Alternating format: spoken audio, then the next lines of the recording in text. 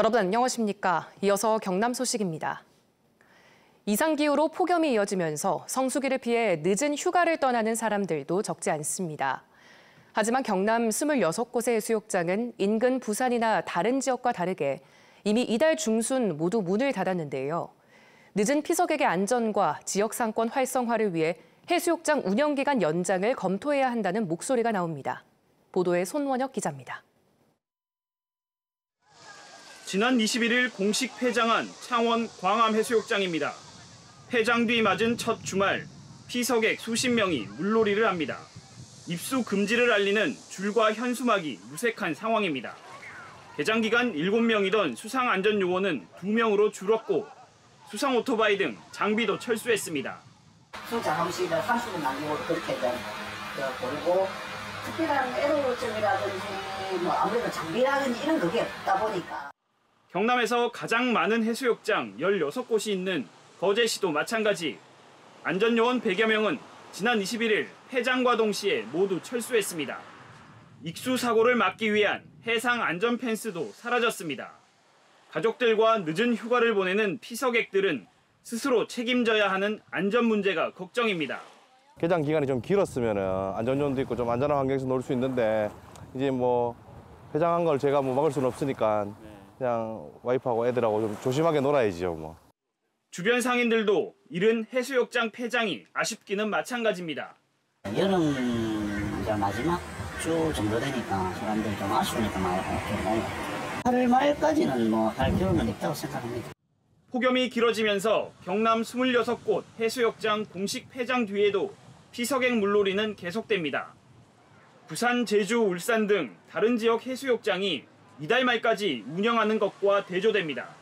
자치단체들은 예산 문제를 꼽습니다.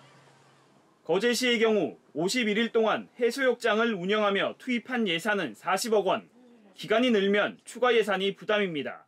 사계절 해수욕장이라든지 어린 해수욕장 이렇게 다양한 해수욕장 운영을 위해서 용역을 하고 있거든요. 그래서 거기에 맞춰가지고 수요에 맞춰서 좀 따라가 주는 게 바람직하지 않나. 올해 경남 해수욕장에서 발생한 사망사고 2건 가운데 1건은 정식 개장 기간 전에 발생했습니다. KBS 뉴스 손원혁입니다. 창원 국가산단의 생산액은 경남 전체 절반에 이릅니다. 산단 기업들은 50년 서바이벌 게임에서 제각기 생존 전략을 찾아왔는데요. 직원 10여 명으로 출발해 3,000명의 일자리를 만들기까지 조선업에서 풍력, 에너지 설비 전문 기업으로 거듭난 한 중소기업의 비결을 짚어봅니다. 윤경재 기자입니다.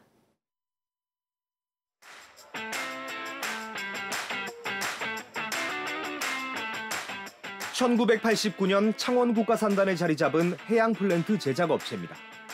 전 직원 해봐야 15명 남짓. 선박 플랜트 블록을 만들어 납품하던 영세한 규모의 협력업체였습니다. 지금은 창원 공장 직원만 700명, 통영과 사천의 자회사까지 더하면 3,000명이 일하는 중견 기업으로 성장했습니다.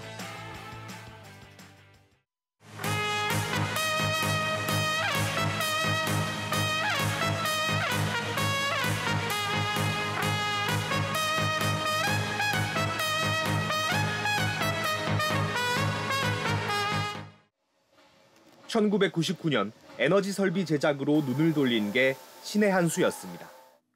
펌프타워는 바다에서 시추해 급속도로 냉각한 액화 천연가스를 선박에 싣는 LNG선의 핵심 설비입니다.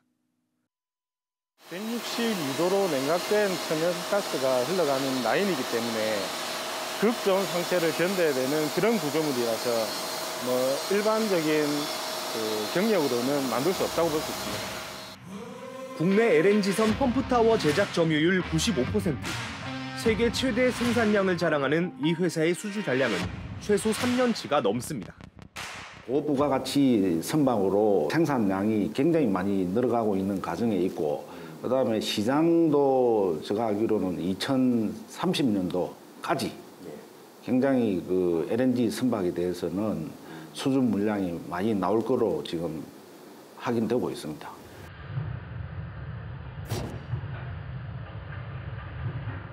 창원 국가산단 한켠에 자리 잡았던 작은 조선협력업체는 이제는 통영의 대규모 해양 플랜트 전문 생산회사까지 함께 운영하고 있습니다. 그리고 20여 년 전 LNG선 펌프타워 설비에 도전했던 것처럼 지금은 풍력발전기 하부 설비라는 또 다른 분야를 개척하고 있습니다. 야드에서 한창 만들고 있는 건 선박 블록이 아닌 해상풍력기 하부 설비입니다. 14메가와트급 해상풍력발전기를 지지하는 높이 87m, 2,200톤 규모. 풍력 설비 제작을 시작한 지 불과 3년 만에 대기업 납품에 주력하던 협력업체가 덴마크 풍력 전문 기업과 자체 계약하는 발주 기업이 된 겁니다. 전 세계 수출을 하는 모든 회사에서는 친환경 에너지를 사용을 해야 됩니다. 그러려면 결국은 친환경 에너지는 풍력 발전 전기 외에는 사실은 대안이 없습니다. 그래서 2050년까지 나와 있는 개발 계획에 의하면 약간 100만 개의 이런 해상 구조물 자켓이 필요합니다. 이 회사는 풍력발전기 하부 설비 생산 비율을 현재 40% 수준에서 2026년 100%로 끌어올려 에너지 설비 전문 기업으로 탈바꿈할 계획입니다. 창원 국가산단의 2021년 생산액은 51조 원, 경남 지역 내 총생산 113조 원의 절반에 육박합니다. KBS 뉴스 윤경재입니다. 천연기 통영시장이 내년 총선을 앞두고 지역구 현역 국회의원에게 압도적인 지지를 호소하는 발언을 해 논란이 일고 있습니다. 지역 최대 축제장에서 여러 차례 반복적으로 나온 발언인데 선거관리위원회는 선출직 공무원으로서 중립 의무에 저촉되는 발언인지 정식 조사에 착수했습니다. 최진석 기자입니다. 지난 12일 통영 한산대첩 축제의 마지막 날 부녀회 등 자원봉사자를 격려하는 자리에서 천연기 통영시장이 난데없이 내년 총선 이야기를 꺼냅니다. 동생하고 우리 국회의원만 초등학교 동기입니다. 내년에 포만 안 놓으면 동생은 알아서 하겠어. 무슨 뜻인지 알겠죠? 의장도 거듭니다. 내년 4월에 지금 국회의원을 방문시키게 도와줄 사람만 박수! 이 같은 지지 호소는 동별로 마련된 다른 자원봉사자 앞에서 계속 이어졌습니다. 내년에는 국회의원 선거가 있습니다. 네. 누구 도와줘야 되죠? 이날 가장 많이 들린 구호는 충무공 이순신 장군도 한산 대첩도 아닌 지역구 국회의원 이름.